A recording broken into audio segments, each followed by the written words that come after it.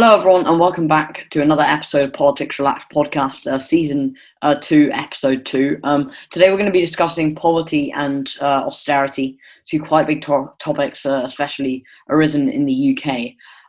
So on the podcast today, in the order that you see them, we got Rajan, Cameron, Piers, Tommy, and Caleb, all here to share their views. So I kind of want to start with austerity. I also would like to explain it because it's a bit more of, it's kind of like a politics bubble sort of term, like not that many people outside of politics really talk about it. Austerity is basically when you cost cut. It's a form of cost cutting. So in the topic, in the context that we're going to be talking about it, we're talking about UK austerity in the UK, and the main example of that can be after the 2008 crash, when the last few Conservative governments have enforced it as a policy. So effectively what they do is they'll cut public service funding, such as from the NHS, from the military budget, etc., and to try and save money and to eventually get the economy back up and running. So does anybody want to start with their views on austerity? For me, austerity was important at the start of this decade because we had a budget deficit in this country of £175 billion after the financial crash. It's not entirely Labour's fault. It's not entirely the government's fault of that time. It's what goes with the times of a financial crash, and the amount that the government was spending at the time was unsustainable. The Conservative government in 2010 were elected on a manifesto of cutting the deficit, of reducing public spending to try and get it in line with the government's income from things like taxes.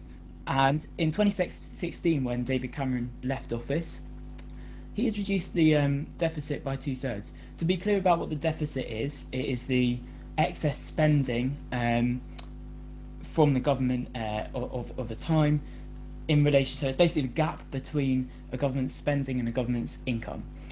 And obviously 175 billion a year is a massive deficit. So by 2016, when we had the Conservative government in place, along with the Liberal Democrat coalition for 5 years, and in that 1 year of that Conservative majority under David Cameron, the deficit was reduced by 2/3. It was cut to 58 billion. Now, that was highly effective and it was highly important. And people have opinions on whether it was the right thing to do to cut public services and that kind of thing. But I think there's another aspect that's often forgotten here, which is about the reforms that were introduced during austerity. Because yes, many services were cut, but also there were many cost-cutting reforms that were taken into place that were actually also for the better. It was improving the efficiency of many of the services as well. People often say that the NHS has been treated poorly in the last decade, but the NHS, it's worth noting, has not been cut. Yes, many other public services have, but the NHS hasn't. If we carried on this trend, by the next election, the 2024 election, it would have been highly likely that there would have been no deficit at all, which would have been a massive success, and it was what the government were elected to do in 2010. At the moment, the deficit is now £62.3 billion. It's obviously gone up because of COVID, but it's still nearly 2/3 less than what it was after the financial crash and before the Conservatives got power. So I think, yes, it's a controversial topic, austerity. Some people do not like the fact that austerity was introduced and public services were cut. It left some people in much worse positions than they were before, but at the end of the day, we've now ended up in a much better financial position as a government now than we would have been. And it's also worth saying this is what the government were elected to do. They were elected to do it in 2010, along with the Liberal Democrats. They delivered on that. In 2015, in the general election, the Conservatives were elected once again with a bigger majority.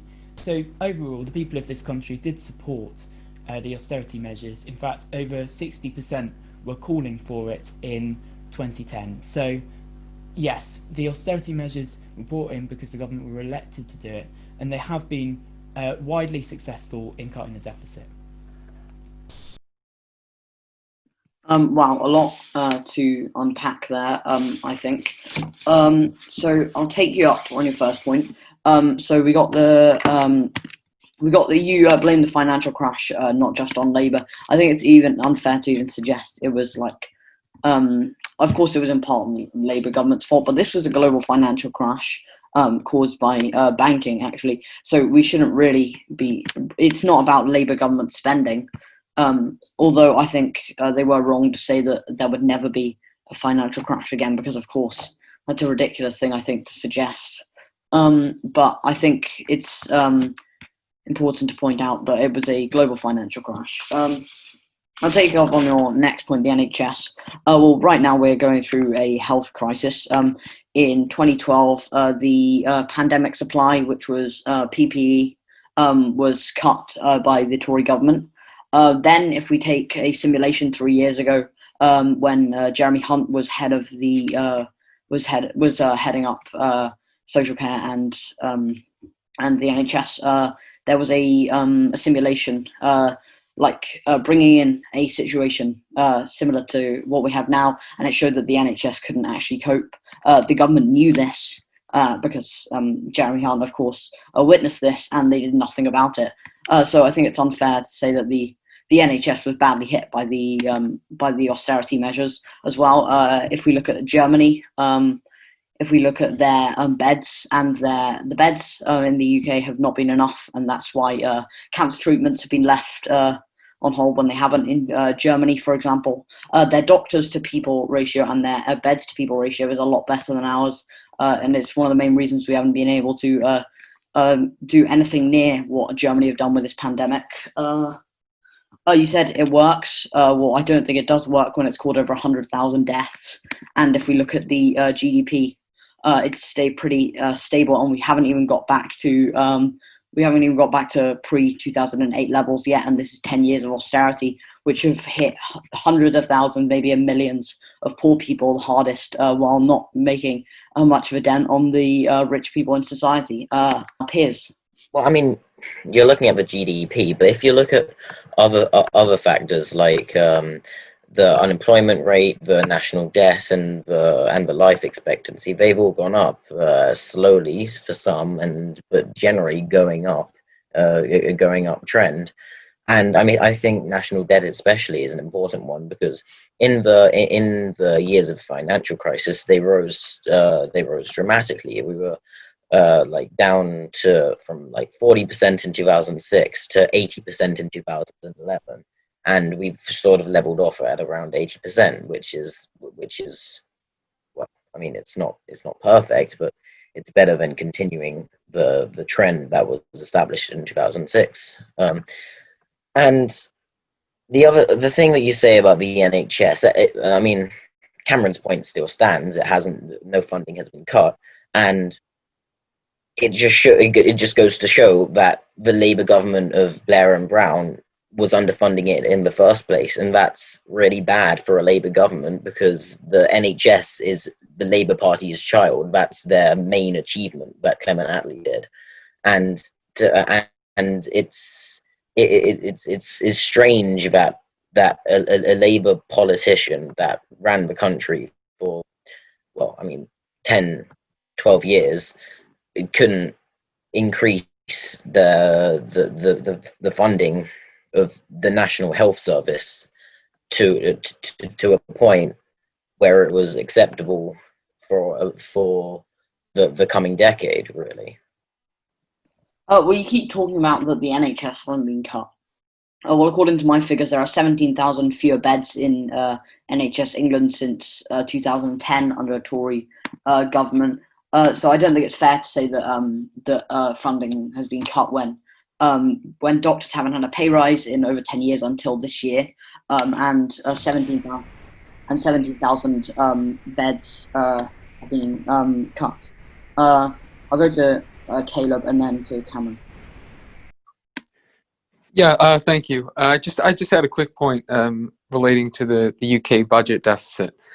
And I'm looking at Bloomberg, the Bloomberg website, and they say that the UK budget deficit is now 222 billion, and that's as of September. So presumably it's gone up since then. And I mean, obviously, every government is having to do this. They have to provide COVID relief because people aren't working, people have lost their jobs. But I think going forward, it's going to be interesting to see what the Conservative government does, considering how politically costly austerity is in the short term, and we'll see if they'll compromise some of their manifesto, some of the things on their manifesto. I know they're still. I heard like last week they're going through with the increase in military spending, which to most I don't think seems necessary. But yeah, we'll just have to see.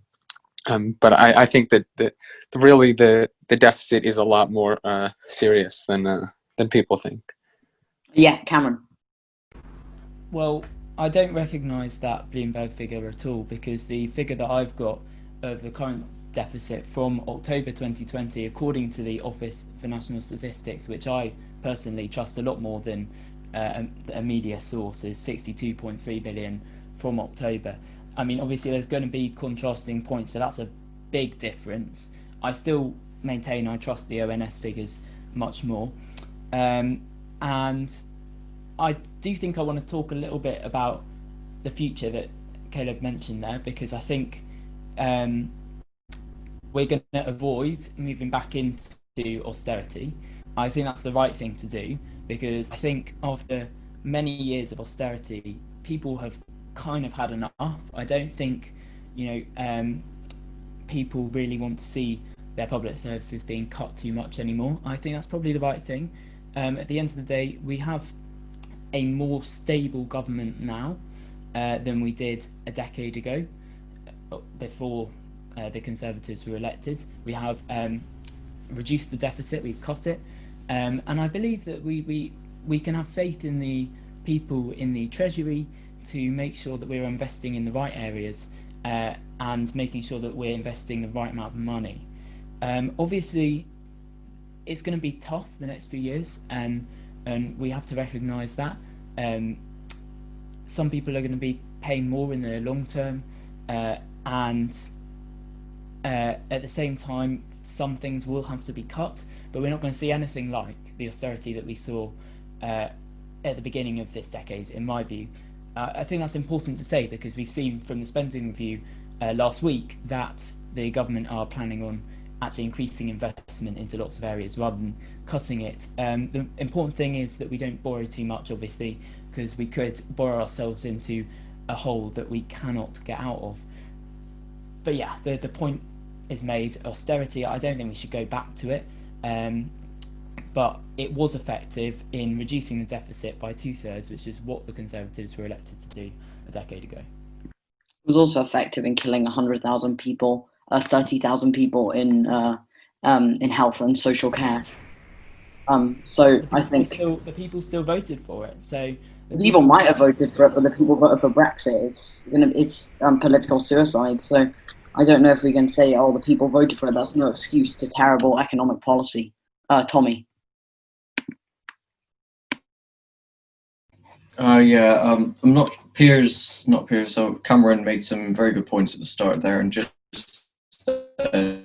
I'm not sure if he covered it already, but moving away a bit from the economy and food banks, the usage increased very much over the past 10 years. Right as they introduced austerity, it did help slightly with child poverty. It fell by roughly 800,000 between 1998 and 2012, but it did start to go back up again. 600,000 have fallen back into relative poverty. During the same period, the number of kids requiring food handouts has more than tripled, and it's not just jobless people or poor people that are suffering. I think it's everyone who isn't in a, I guess you could say, higher class has been affected by it in some way. Yeah, let's talk about that a bit more, because I think it's a good point to raise. Because I think austerity really was although the Tories will call it an economic move to save the country, it wasn't really. It was a political move. It was a it was like it widened the gap between the rich and the poor massively. It affected the poor a lot more than the rich because they rely, of course, on more public services. And if we just take the example, let's say Google are on the decline. Are they going to take all their money? Are they going to cut funding? No, they're not. They're going to invest in the future because that's the most important thing. And what has austerity done to our country? All it has done is made our country lower down, and it's made our country worse. It's not improved our country because you're cutting like funding that's not going to be helpful for this country. Caleb. Yeah, I mean, I think I think we have to distinguish between severe austerity and kind of modern austerity, which would be where you cut pretty much everything that's not essential, but you keep the same or sufficient funding for the things that are essential, things like the NHS, things like infrastructure. And I think what the Tory government is doing now, by continuing their plan to invest, even though they're in deep debt, the country is in deep debt. They're not. The country is in deep debt. They're imperiling the future of the country. I mean, the country's not going to be able to invest as much if this debt is carried over the next 50 years or so. And they're kind of just shifting the burden to future governments, which I don't think is the right plan going forward. Yeah, I don't necessarily think that this government have also done too well on the COVID response, because I think they have invested, for example, in the military budget, which wasn't needed at this time. So yes, of course, the burden is going to be big, and I think, if anything, they overinvested because we need careful economic measures. But I don't really want to get onto the COVID relief measures in this episode. Piers. Yeah, I think Tommy mentioned that austerity didn't really affect the upper classes, and well, I mean, I agree with that, but it also didn't affect the middle class either that much. I mean, the upper class and the middle class are other classes. I mean, before in the 20th century, whenever conservative things were implemented, it would usually affect the middle class and lower class. Nowadays, it's only really all these damaging, so-called damaging policies tend to affect the lower classes instead of the middle class. The middle class and upper class are usually fine by these policies nowadays, and the middle class is the most important class, and not in terms of who not in terms of who needs the most help, but in who parties should be appealing to, because that's the majority of the viewer base. And living in one of the most classist countries in the world, I think that's important in the UK for the parties to know which classes they're appealing to, and they're always trying to get the middle class vote. I mean, Blair got it in the 2000s, and Cameron got it in the 2010s.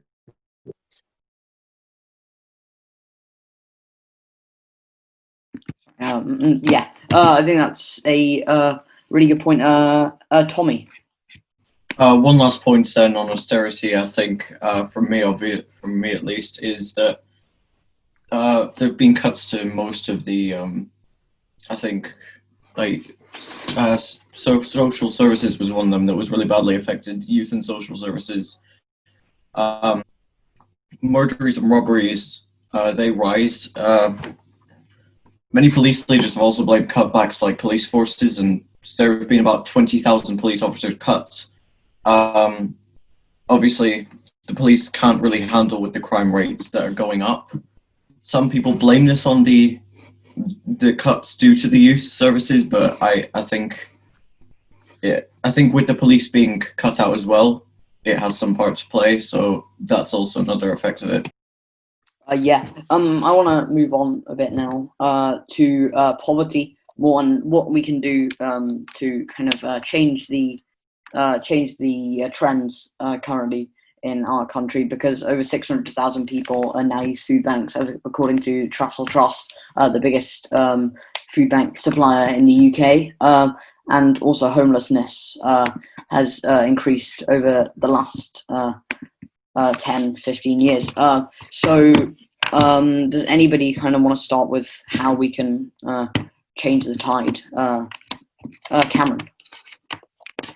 Right, the most important thing is employment, because employment is what provides people with their livelihoods, and therefore it's what supplies people, provides for people's lives. And we're in a really difficult place right now, because obviously unemployment is growing really quickly. So what we're going to see is people losing their jobs, which is obviously going to increase the number of people in poverty, increase the number of people using food banks. And this is really difficult to watch as a country, I think. It's difficult to see people losing their jobs and then the jobs not being available. As a government, what we can do is subsidise jobs. We can't create jobs, we can subsidise them.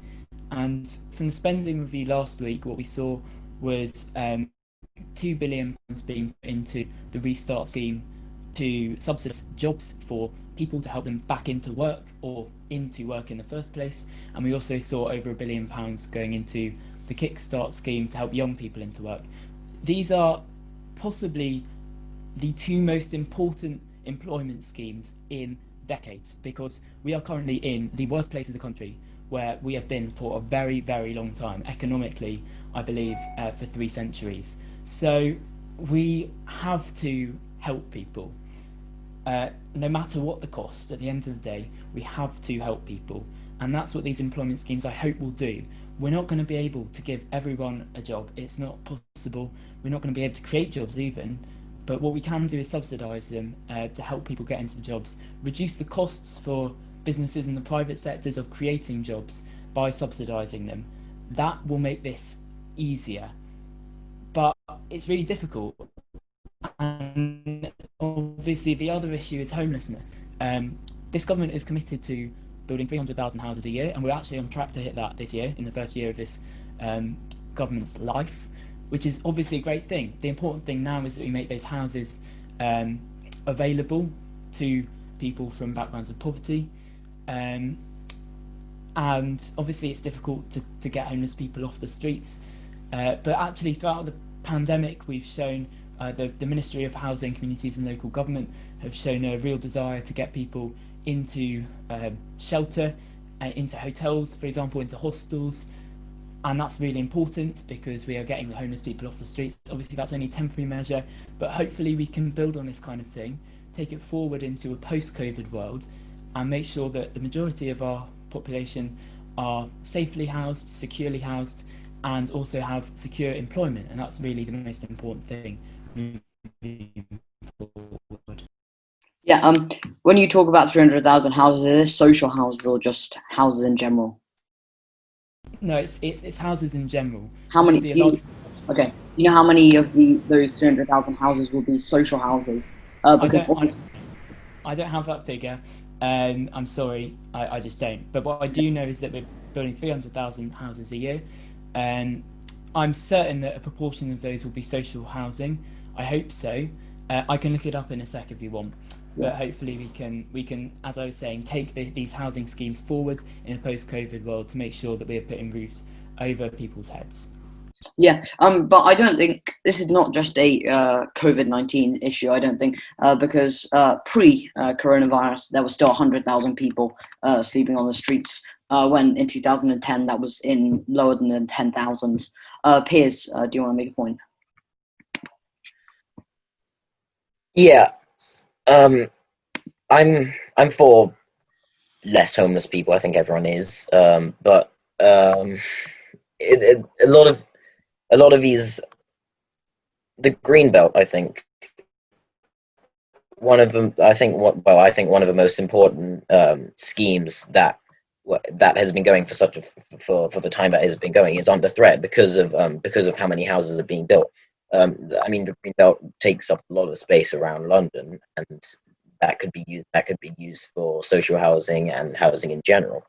And of course, a lot of developers want to move there. But it is imperative that we do keep the green belt so that the urban sprawl of London is limited to the space that it is now, and we should encourage more economic motivation to move to other parts of the country, like less.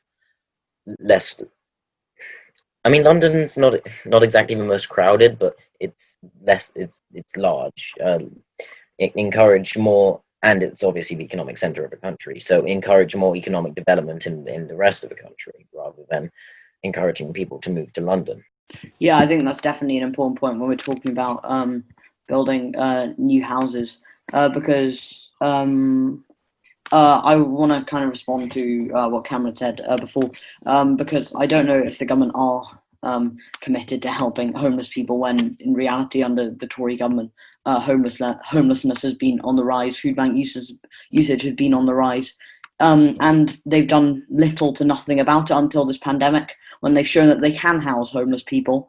They just choose not to, because we managed to find a house for the majority of our homeless people in the UK. So it's not that it's not a lack of money that's the problem. I think it's a lack of want. I will go to Rajan and then to Cameron.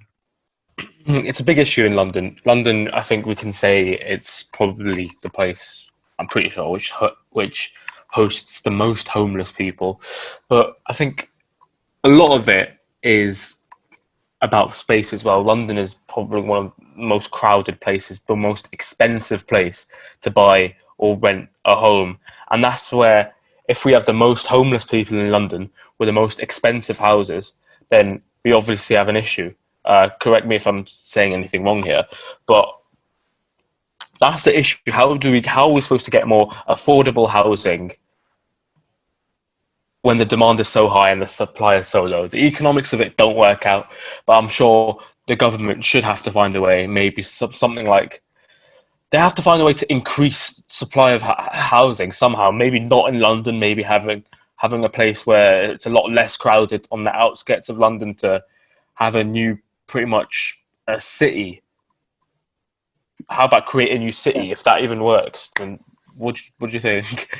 I think your economic plan is quite grand and maybe not the most realistic, but definitely something that we could work towards. But over the last few years, the social houses built by the government has dropped massively. It went from in 2015 being at over 150,000 to in 2016 being under 50,000. So there's been a big drop in social housing when there's been a big rise in homelessness. Cameron? Well, all I can say is this is a new government here. It's only been in place for a year. I have not supported ever the reduction of the number of social houses being built, or the reduction in the number of houses being built. I think that's wrong.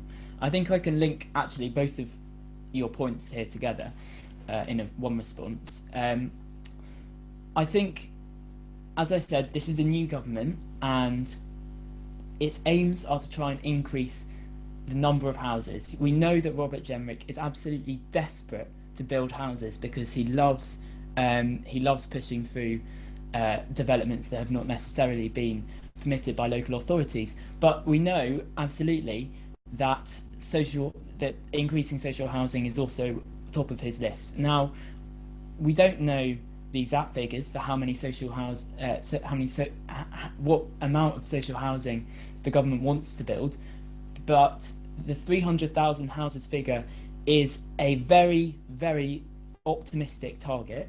So in response to Rajan's point, I think this is a big deal, and let's not kind of ignore the fact that 300,000 houses is nearly twice as many as has been built in many of the previous years of the decade. So I think what we've got to see is these houses being constructed as the government had promised, and that will reduce homelessness, and it will also ensure that we are getting the roofs over the heads of the people that need it. Obviously, I think we can't spend money building a new city. I don't think that would be entirely realistic, but I think 300,000 houses is probably enough in total to make up a good chunk of town, if you put it all together. But obviously it's so spread out across the country that it's not all concentrated in one area. So yes, we're providing, I would say, many towns worth of houses up and down this country for the people that need it, and in my opinion that's a good thing, and it's long overdue. I do agree with Felix on that. Let's just say I said town instead of city. I should have said town. Okay, I only agree with one point there that Cameron said, and that was Robert Jemrick loves building housing. He does love building his friends' houses as well. But let's just talk about how many empty houses there are, because you keep talking about this 300,000 houses and how big it's going to help, and but we don't actually know how big it's going to help, because they don't actually give us a figure on social houses. And already in the UK, 648,000 empty houses in the UK. So there's no point promising 300,000 houses when they're all going to end up empty, and because nobody can afford them. There needs to be social housing. They need to promise 300,000 new social houses, not 300,000 new houses, because there's a very big difference. And when you can't give me the figure for how many of these are going to be social houses, it makes me quite concerned. Cameron. Well, I think a big reason why many of these houses are left empty is because they are second houses for rich foreigners. And this is definitely another big issue that I think this government wants to clamp down on. So I just wanted to respond with that, because we know that it's not the government's fault that so many houses are empty, that hundreds of thousands of houses are empty. The government does have to act to put people in these houses. Yeah, I agree with that. But unfortunately, they can't just take people's private property. Now, houses that are empty because they are not owned by anyone, the government should be housing people in those, definitely.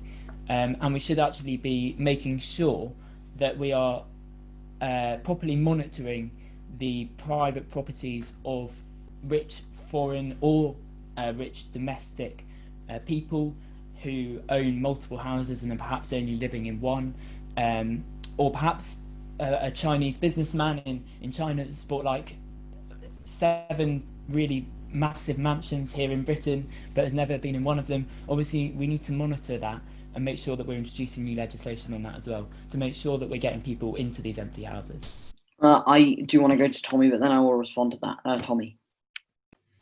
Yeah, just a few points here to raise. Firstly, my area, well, quite near me actually, there is an opportunity to build lots of flats, and they've decided to go along the route of luxury flats rather than more affordable. And I can understand why they would do that, but they have sold less than 50% of them on their first stage over the 1.5 years they've been for sale. Second point is, in Kingston, there was a homeless man who sat outside the Tesco. He died, and then a new one moved in right away. There's always going to be a rotation of people. It's never going to be possible to get absolutely everyone, but it is a goal that we could try and aim for. Third point, I live very near a big block of like council estates, and they're like meant to be like the really cheap ones, the most affordable ones, and they've even gone up really drastically in price because there's demand at the moment. People need places to go. Homeless people need places to go, and I think that's not the best way of handling it by the local council. Yeah, and I think you talking about the homeless man that sadly died near your area is very good and a harrowing story. And it's a reminder that these people are not just figures. They're not just 100,000 homeless people. Each of these people have an individual story and all stuck on the streets right now. And it's really disappointing to see that this government haven't made enough action on homelessness. Cameron. Well, I know a homeless guy too, and he was called Tony. He lived on the bench down the road from my house, next to the river. I must say, one of the nicer locations for a homeless person to be living. Obviously outside of a house. But yes, what happened to him was he has now been housed. So I think you could give another contrary example to that. Yes, it's very sad that homeless people are still suffering, but the government has done a lot during this pandemic to try and get these homeless people into homes, and I've seen that firsthand with Tony. He was moved into a local hotel, I believe, where he has been now living for many months, and it also provides an experience for homeless people to understand what it can be like to live in a home and to provide for yourself in a home. So perhaps when more government support is introduced, they'll be able to understand, how they can live in their own homes in the future. So I think that's a really important point. The government have put in a lot of support for homeless people. Obviously, it's not going to reach everyone, and that's really sad. It really is. But we're doing everything we can, and I think that's the most important point to make. We haven't just let homeless people die, like some may suggest. We are making sure that we're putting roofs over their heads, especially during this pandemic where they could be suffering so much, and many are still suffering so much, of course. I do actually agree with you that the government have done well during this pandemic on housing the homeless people, but I find it quite ridiculous that you can say that it's not reached everybody when it's not reached everybody might apply to maybe 10, 20,000 people, but this is 100,000 people we're talking about on the streets living, and that's not just not including people living in temporary accommodation. So I don't know how you can give the excuse of it's not going to reach everybody. Well, of course it's not going to reach everybody when there's 100,000 people on the streets and not enough, and only 40,000 social houses being built as of 2016. I don't have the figures for later, but I can get them if you want. I don't think it's fair to say that. That it's not reaching everybody. And I agree with you that we should be building more social houses. I absolutely do. Because I really do think it's important that we're putting roofs over people's heads, and I don't think it's been good enough from the government in recent years on social housing. I've watched quite a few documentaries about this actually, and it is quite shocking to see some of the temporary the quality of some of the temporary accommodation people have also been put in. It's not great at all.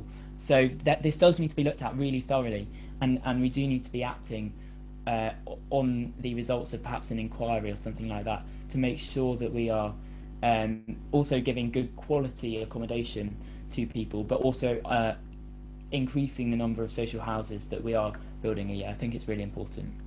Yeah, I agree, and I commend you on saying that. Thank you very much for listening, everyone. I think that was a really interesting debate, and I think we actually got somewhere in the end. We had some productive conversation. Thank you for listening. Thanks to everyone for being here again.